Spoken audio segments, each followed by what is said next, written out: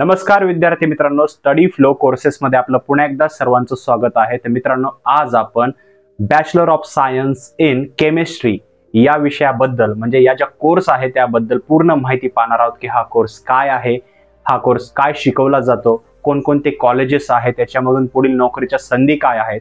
हा video end पर्यंत पहा। चॅनलवर नवीन असाल तर सबस्क्राइब नक्कीच करा। So let's begin.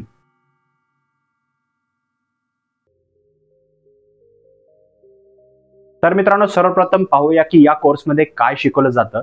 तर याच्यामध्ये डिफरंट ॲस्पेक्ट्स ऑफ केमिस्ट्री, तसंच organic chemistry, non organic chemistry, अशा केमिस्ट्रीच्या बऱ्याच टॉपिकचा जो आहे तो याच्यामध्ये कव्हर केला जातो। म्हणजे हे सर्व जो कोर्स आहे तो केमिस्ट्रीशी निगडित आहे।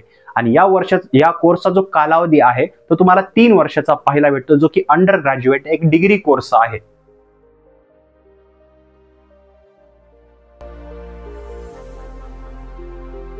तर आता आपण याची शैक्षणिक पात्रता पाहूया। तर मित्रांनो, शैक्षणिक पात्रता जर पाहिली तर तुम्हाला 12वी पास आउट असणे गरजेचे आहे, ते पण 55% मार्क्स सोबत। त्याचबरोबर 12वी तुमचं सायन्स असलं पाहिजे आणि PCM हे पण विषय कंपल्सरी आहेत।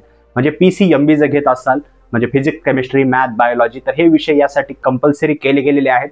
जर तुमचा या विषयांमधून 12वी तुम्ही पास आउट असाल तर इझिली तुम्ही या कोर्ससाठी ऍडमिशन घेऊ शकता।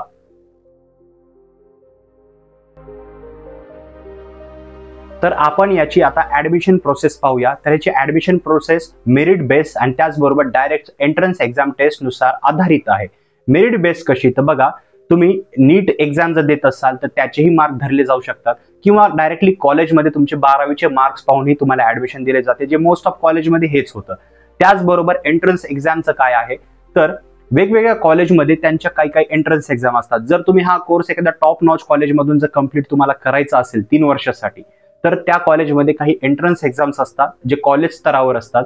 आणि तुम्ही जेवढेही शिक्षण आतापर्यंत घेतलं आहे 12वी मध्ये, त्याचबरोबर सायन्स रिलेटेड, मॅथ्स रिलेटेड, या सर्वांचा एक पेपर घेतला जातो। तुम्हाला हे एंट्रन्स एक्झाम पास व्हावे लागते आणि याच्यामधून तुम्हाला ऍडमिशन इझिली मिळून जातं। याचं ऍडमिशन तुम्ही ऑनलाईन ॲज वेल एज ऑफलाईन पद्धतीने घेऊ शकता।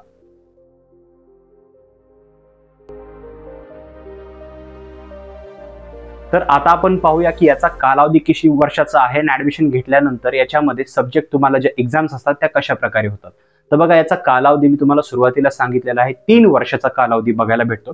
ज्यावेळेस तुम्ही ह्या ऍडमिशनला कोर्स घेता त्यावेळेस तुम्हाला 3 वर्षाचा जो कोर्स आहे तो कंप्लीट करावा लागतो। म्हणजे 3 वर्ष रेग्युलर ॲज वेल ॲज डिस्टन्स मध्ये, जसं इग्नू युनिव्हर्सिटी आहे, त्याचबरोबर आचार्य विनोबा भावे युनिव्हर्सिटी आहे, तर अशा युनिव्हर्सिटीजमध्ये रेग्युलर ॲज वेल ॲज डिस्टन्स पद्धतीने सुद्धा जो ऍडमिशन आहे ते तुम्हाला, म्हणजे हे कोर्स जो आहे तो तुम्हाला ऑफर केला गेलेला आहे। त्याचबरोबर याच्यामध्ये जर पाहिलं तर तुम्हाला सेमिस्टर पाहायला भेटतात, त्याच्यामध्ये टोटल 6 सेमिस्टर पाहायला भेटतात। त्याचबरोबर वायवा वगैरे ह्या गोष्टी तर चालत राहतात, पण तुम्हाला 6 सेमिस्टर पास आउट असणे गरजेचे आहे। त्याचबरोबर ज्यावेळेस तुम्ही पास आउट व्हाल, तुम्ही 3 वर्ष कंप्लीट कराल, त्यावेळेस तुम्हाला याचे जे डिग्रीचे सर्टिफिकेट आहे ते मिळून जाते, कारण हा एक डिग्री स्तरावरचा कोर्स आहे।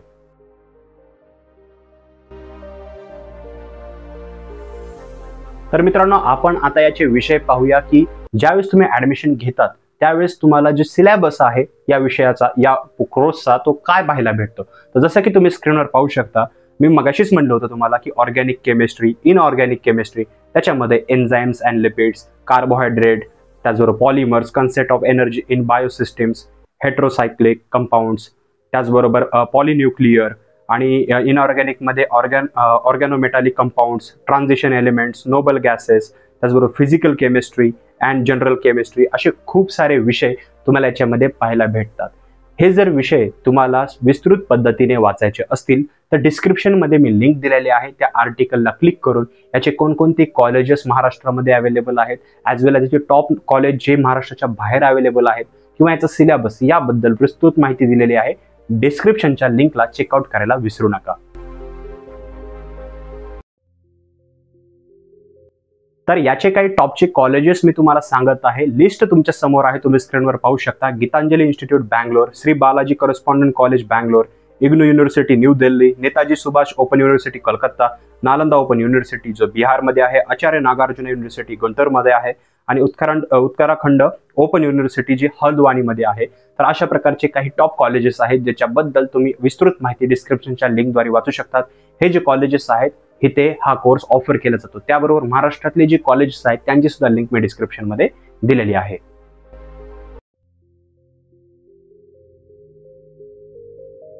तर आता पाहूया की हा कोर्स केल्यानंतर पुढील संधी काय काय आहेत. तर बघा, याच्यामध्ये तुम्हाला वेगवेगळ्या कंपनीज असतात, ज्या केमिकल कंपनीज आहेत. कारण हा कोर्स आहे BSc इन केमिकल.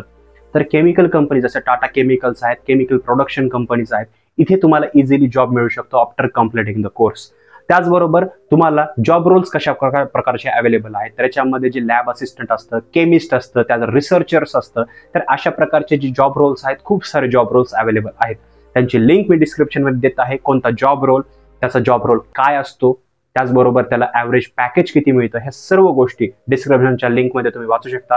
या व्हिडिओमध्ये आपण महत्त्वाचे जे घटक आहेत ते इथं कव्हर करत आहोत. कारण ह्या जर गोष्टी सांगितल्या तर व्हिडिओ खूप मोठा होऊन जाईल, ज्यामुळे तुम्हालाही तो समजणार नाही. त्यापेक्षा जॉब ज्या मी सांगितल्या त्याच्यापेक्षा जास्त प्रमाणात जॉब्स अवेलेबल आहेत, त्याची विस्तृत माहिती तुम्ही वाचू शकता.